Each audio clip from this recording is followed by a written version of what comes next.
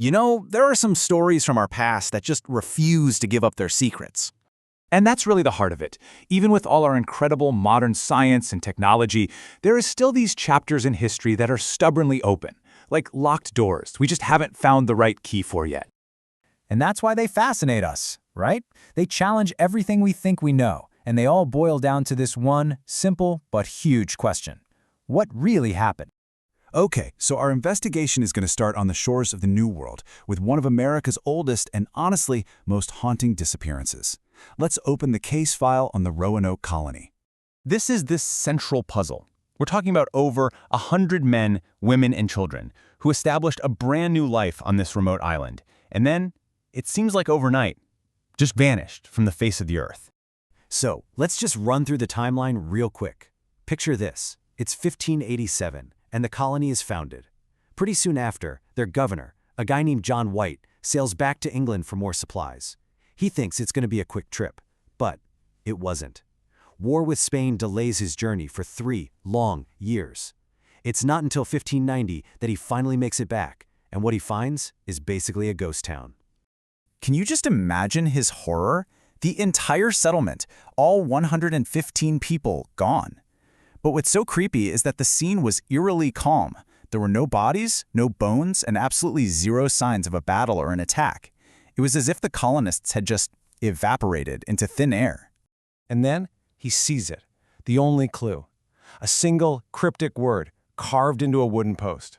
Croatoan. Was it a message, maybe a destination, or a warning? This one word is the only thing the lost colonists left for us. So, what on earth could have happened? Well, historians are pretty divided. Did they maybe join up with a local Native American tribe, perhaps the friendly Croatoan people whose name they left behind? That makes some sense. Or did they try to move inland and just couldn't survive in the harsh wilderness? Or maybe it was something way more grim, like a hidden conflict or a terrible famine. Without any real evidence, the fate of the lost colony is still a complete mystery. All right, so from the quiet, eerie shores of Roanoke, our investigation is now going to travel across the Atlantic and into the dark, foggy, gaslit streets of Victorian London, a city that was gripped by a totally different kind of fear. In the fall of 1888, a shadow just fell over the entire city.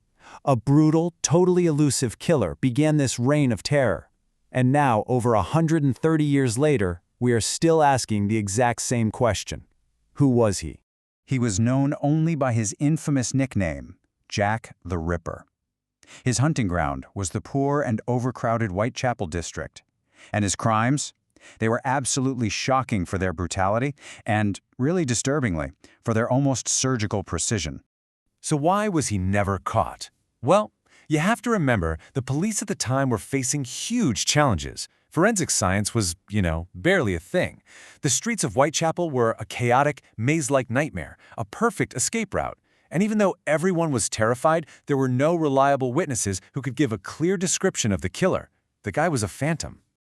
Over the decades, the list of suspects has grown into the hundreds. It's kind of wild. Theories have pointed to everyone from a local butcher who would have had the right skills to a disgraced doctor. There's even a popular, though pretty unlikely, theory about a member of the royal family. But every single lead has just gone cold. The Ripper's true identity is still one of history's greatest whodunits. Okay, so, from a mystery of pure violence, we're going to shift gears to a mystery of the mind.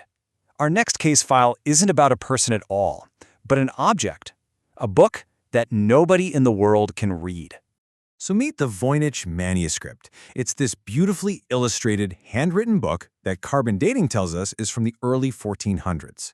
The catch? Its text is written in a script that is completely unknown, in a language that appears literally nowhere else on Earth. I mean, think about this for a second. For over a century, the world's best code breakers, top linguists, even super smart AI have all tried to crack it, and every single one of them has failed. The manuscript just remains stubbornly, completely silent. And looking inside only makes the puzzle deeper. The pages are filled with these illustrations of bizarre plants that don't match any known species, these super intricate astronomical charts of constellations nobody recognizes, and these strange drawings of human figures in these odd, almost ritualistic poses. It's like a whole other world, and we are completely locked out. So what is it? I mean, is it some kind of unbreakable secret code, maybe holding alchemical secrets or some kind of forbidden knowledge? Could it be a lost language, the last surviving record of a forgotten culture, or could it all just be the most brilliant and elaborate hoax ever created? Roanoke, the Ripper, the Voynich Manuscript. You know, these are way more than just old stories. They hold this unique power over us, a power that's totally rooted in the unknown. And these mysteries last for a reason. The evidence is just gone, totally washed away by time. This absence creates a void, and our imaginations just rush in to fill it.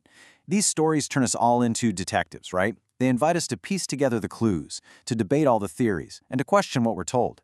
In the end, the mystery itself becomes the story. Ultimately, what these cases do is give us a powerful reminder that history is not a finished book. There are still pages with missing text, whole chapters that are locked tight, proving that, yeah, the past still holds its secrets pretty close. And that leaves us with one final, really tantalizing thought. With all the new discoveries and technologies that are just around the corner, an answer to one of these could be found tomorrow. So I'll ask you, which of these great historical mysteries do you think will be the next one solved?